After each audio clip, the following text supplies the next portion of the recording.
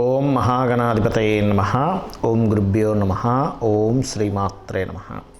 పరమేశ్వర స్వరూపమైనటువంటి జ్యోతిష, వాస్తు మరియు ఇతర అనేకమైనటువంటి శాస్త్రములను మనకు అందించినటువంటి మహర్షులకి నమస్కారం. హయగ్రీవ హయగ్రీవ హయగ్రీవేతి యో వదేత్తస్య నిస్సరతే వాణీ జహ్నుకన్యా ప్రవాహవత్. అరుణాం కరుణాతరంగితాక్షీం ధృతపాశాంకుశపుష్పబాణచాపాం అనిమాదిభిరావృతాం మయూకైః అహమిత్యేవ విభావయే భవానీం. శ్రీమాత్రే నమః. ప్రేక్షకులకి ఆ లలితాంబిక అమ్మవారి యొక్క అనుగ్రహము మరియు ఆ పితృదేవతల యొక్క అనుగ్రహం పరిపూర్ణంగా కలగాలని మనస్ఫూర్తిగా కోరుకుంటూ మనం ఈరోజు 2024 సంవత్సరంలో ప్రధానంగా శని యొక్క సంచారం వల్ల ద్వాదశ రాశుల వారు ఎటువంటి జాగ్రత్తలు తీసుకోవాలి, అదేవిధంగా రాహు ప్రధానంగా మనకి మీనరాశిలో సంచరిస్తున్నందుకు కూడా ఎటువంటి జాగ్రత్తలు తీసుకోవాలి, కేతు కన్యారాశిలో సంచరిస్తున్నందుకు ఏ జాగ్రత్తలు తీసుకోవాలి అనే ముఖ్యమైనటువంటి అంశాలు, ముఖ్యంగా శని, అదేవిధంగా ఈ 3 గ్రహాల ప్రభావం ఈ 2024 మీద ఎటువంటి ప్రభావం చూపించబోతుంది దేశవ్యాప్తంగా అనేటువంటి విషయాలు మనం తెలుసుకుందాం. అదేవిధంగా ఏ పరిహార మార్గాలు చేసుకోవాలో కూడా నేను మీకు చెప్తాను. వృశ్చిక రాశి, వృశ్చిక లగ్నము. వృశ్చికం వారికి మనం చూసుకున్నట్లయితే మీకు ఎప్పుడైతే ఈ అర్ధాష్టమ శని అనగానే మనం ప్రతిసారి ఏదో అయిపోతుందని కంగారు పడతాం. ఏమీ కంగారు పడకండి. కేవలం కొన్ని విషయాల్లో మాత్రమే స్లో అవుతుంది. అదేమిటి అంటే పర్టికులర్గా విద్యార్థులకి చదువు విషయంలో కొంచెం మందత్వం వస్తుంది. ఎందుకంటే చతుర్థ స్థానం అనేటువంటి జ్యోతిష్ శాస్త్రంలో విద్యాస్థానంగాను మరియు ప్రాపర్టీ రిలేటెడ్ స్థానంగాను శీలస్థానంగాను చెప్పడం జరిగింది. అంటే ఏమిటి, అనవసరంగా మనం చేయనటువంటి విషయం మీద నిందపడడం అనేటువంటి జరుగుతూ ఉంటుంది. అదేవిధంగా విద్యా సంబంధించిన విషయంలో కాన్సన్ట్రేషన్ తగ్గిస్తూ ఉంటుంది. మరియు దీంతోపాటు మరొక విషయం ఏంటంటే ఇక్కడ ఏదైనా వాహనాలు కొనుగోలు చేసేటప్పుడు కానీ, లేకపోతే ఏదైనా ఒక ప్రాపర్టీ కొనుగోలు చేసేటప్పుడు కానీ, లేదా ఒక కన్స్ట్రక్షన్ చేసేటప్పుడు కానీ కొంచెం స్లో అవుతుంటాయి, లేట్ అవుతుంటాయి. అంటే ఒక వ్యక్తికి కాంట్రాక్ట్ ఇస్తాము, ఆ తీసుకున్న వ్యక్తి వెంటనే చేయకుండా పోస్ట్పోన్ చేస్తూ పెండింగ్ పెడుతూ ఉంటే మనకి చిరాకు వచ్చేస్తుంది. అరే ఏమిటి ఇంతకాలం అయిపోయింది, నేను నెలలు అయిపోతుంది, వీడు ఇంకా కంప్లీట్ చేయలేదు. ఎందుకంటే because of slow moving planet యొక్క ప్రభావం 4వ స్థానం మీద ఉంది. మరి ఇవి కాస్త ముందుకు కదలాలన్నా ఇట్లాంటివి స్టార్ట్ చేసేటప్పుడు కాస్త చూసుకొని మంచి వ్యక్తికి ఇస్తూ చేయాలి. శని కారకత్వాలు ఇవన్నీ కూడా. అంతేగాని ఇంకేదో అయిపోతుంది, అసలు మొత్తం జీవితం తలకిందులు అయిపోతుందని మాత్రం మీరు అనుకోకండి దయచేసి. ఎందుకంటే గ్రహాలు ఏవి కూడా శాడిస్టులు కావు. అవి గ్రహాలన్నీ కూడా భగవంతుడు ఒక సాఫ్ట్వేర్ని క్రియేట్ చేసినట్టుగా పెట్టాడు. దాని ద్వారా ఆ కాలానికి తగ్గట్టుగా అవి గమనం జరుగుతూ ఉంటాయి, మనకు ఫలితాలను అందిస్తూ ఉంటాయి. ఈ శని భగవానుడు పర్టికులర్గా మీరు గుర్తుపెట్టుకోండి, 4లో ఉన్నప్పుడు ఇచ్చే మంచి ఫలితాలు కూడా ఉంటాయి. ఇక్కడ ఏమిటది అంటే మీకు ఈ వృశ్చికం వారికి వివాహ యోగాన్ని కూడా ఇస్తాడు అక్కడ ఉన్నప్పుడు. ఎందుకంటే ఈ సాంసారిక సంబంధించిన జీవితంలోకి ఎంటర్ చేయిస్తాడు 4th హౌస్లో ఉన్నప్పుడు. సర్వసాధారణంగా వివాహాన్ని కలిగించడము, విదేశాలకు కూడా పంపించడం. ఎందుకంటే 4th హౌస్లో ఉన్నాడు, గృహంలో ఉండకూడదు వ్యక్తి, అందుకని వేరే ప్రాంతానికి పంపించడం.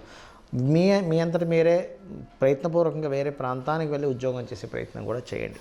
అయితే ఇక్కడ లాభస్థానంలో కేతు, అంటే శని నుంచి అష్టమంలో కేతు లాభంలో అయినప్పుడు ఏమవుతుంటుందంటే సర్వసాధారణంగా వ్యాపార సంబంధించిన విషయంలో కొన్ని ఆటంకాలు ఇస్తాడు. మరియు ఎందుకంటే 4th హౌస్ కదా, ఒక వ్యాపారం అనేటువంటి 4వ స్థానంలో కూడా చూస్తాం, అంటే ఒక సంస్థగా చూస్తాం.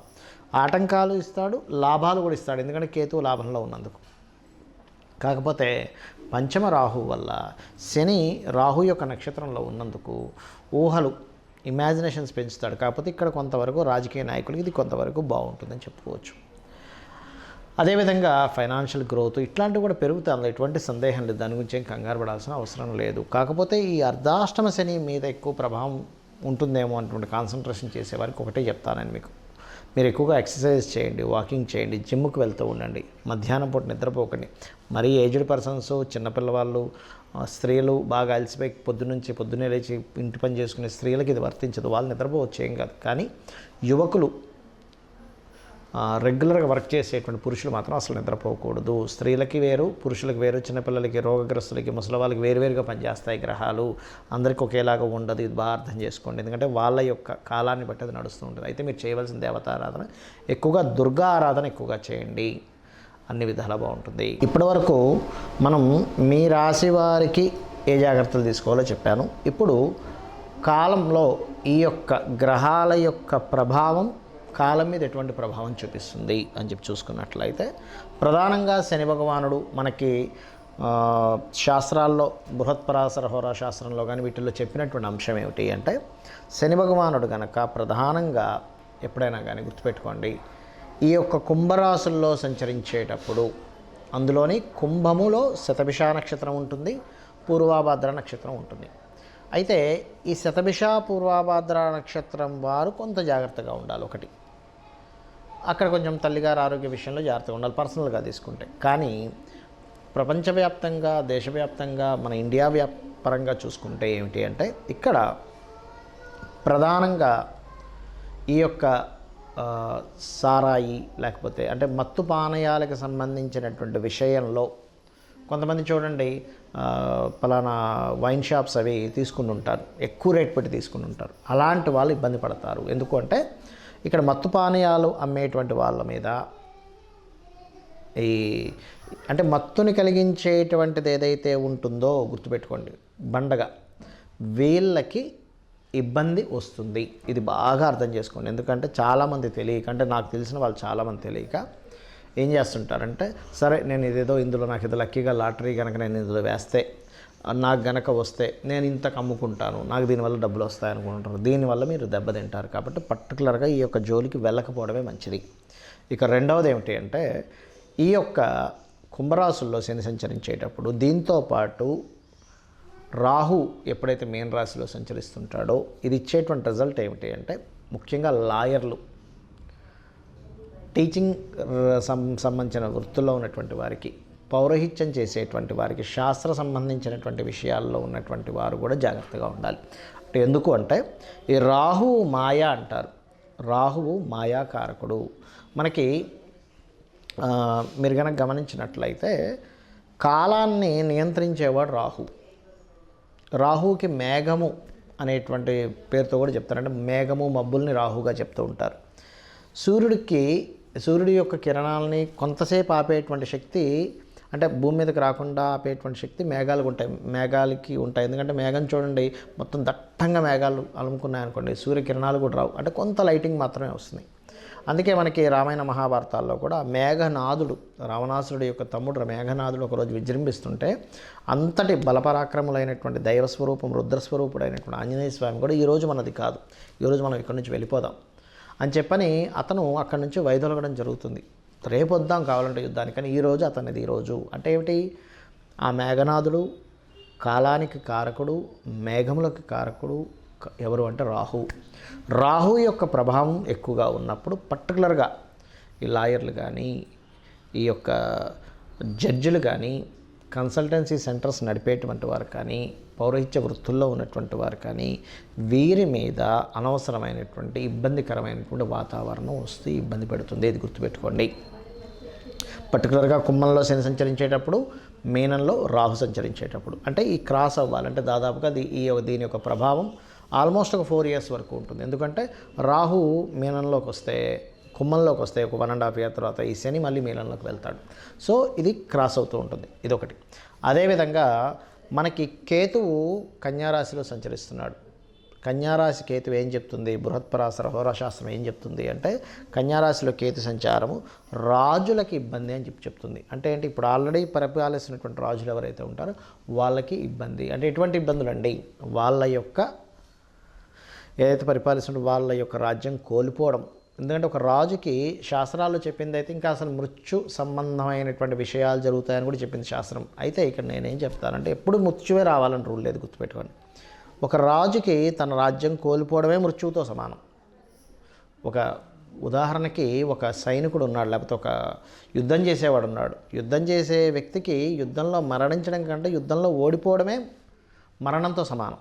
అలా ఏంటంటే శాస్త్రాల్లో చెప్పినటువంటిదైతే మృత్యుతుల్యమైనటువంటిది మృత్యు సంభవము అని చెప్తూ ఉంటారు. ఎందుకు, కేతు కన్యారాశిలో సంచరించేటప్పుడు. కాబట్టి రాజులు అంటే ఇప్పుడున్నటువంటి కాల ప్రమాణంగా తీసుకుంటే సీఎంలు కావచ్చు, పిఎంలు కావచ్చు, లేనట్లయితే దేశవ్యాప్తంగా ప్రెసిడెంట్లు కావచ్చు, ఈ భారతదేశం అనే కాదు, ప్రెసిడెంట్లు కావచ్చు, అందులో పర్టికులర్గా కాశ్మీర నగరానికి సంబంధించినటువంటి విధిగా చెప్తూ ఉంటారు కేతు కన్యా రాశిలో సంచరించినప్పుడు.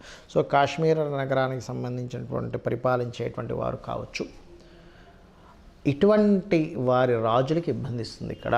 మరి కేతు సంచారం కన్యారాశిలో మరి సామాన్య ప్రజలు ఏ విషయాలు జాగ్రత్తగా ఉండాలి అంటే ఇక్కడ ల్యాండర్ మీద చూపిస్తూ ఉంటుంది. ఎందుకంటే కన్యారాశి అనేటువంటి ల్యాండ్ సంబంధించిన రాశి. కన్య కానీ, వృషభం కానీ, అదేవిధంగా మకరము, ఈ మూడు కూడా ల్యాండ్స్ రిలేటెడ్ సంబంధించిన రాశిగా చెప్తూ ఉంటారు. కాబట్టి ఏమిటి, ఒక 1 year 4 months వరకు, ఇంకొక 1 year 4 months చేంజ్ ఉంది ఆ కన్యారాశిలో కేతు సంచారం. ఆ సమయం వరకు కూడా మీరు చాలా జాగ్రత్తగా ఉండాలి ల్యాండ్ మీద ఇన్వెస్ట్మెంట్ చేసేటప్పుడు. జాగ్రత్త అంటే ఏమిటి, ఒకటి ఏదైనా లిటిగేషన్ ల్యాండ్ తీసుకుంటారు తెలియక ఈ కన్యారాశిలో కేతు సంచారం జరిగేటప్పుడు. అంటే తెలియక ఇన్ని రోజులు కష్టపడి జాగ్రత్తగా పెట్టిన డబ్బులు కాస్త లిటిగేషన్ ల్యాండ్లో పెట్టి అక్కడ ఇరుక్కుపోవడం, లేదా అవతల వాళ్ళు ఏదో చెప్తారు ఏంటంటే అసలు మొన్నటి వరకు విపరీతంగా పెరిగింది, మీరు పెట్టేసేయండి ఏముంటే 1 సంవత్సరం మళ్ళీ డబల్ అయిపోద్ది అంటే మనం తెలియకుండా ఏం చేస్తామంటే అప్పు తీసుకొచ్చి పెడతాం. డబ్బులు తీసుకొచ్చి ఏముంది 1 సంవత్సరంలో డబుల్ అవుతుంది కదా, అప్పు మళ్ళీ తీర్చేస్తాను, మిగిలిన డబ్బులు నాకు మిగులుతాయని. ప్రతి మనిషికి తన ధనాన్ని ఎలా పెంచుకోవాలి, తన జీవితాన్ని ఎలా అభివృద్ధి చేసుకోవాలి, తన కుటుంబాన్ని ఎలా అభివృద్ధి చేసుకోవాలి, 4 డబ్బులు ఎక్కువ వస్తే తన కుటుంబానికి ఎలా ఉపయోగపడుతుంది అనేటువంటి భావనలోనే ఉంటారు. అది తప్పు కాదు.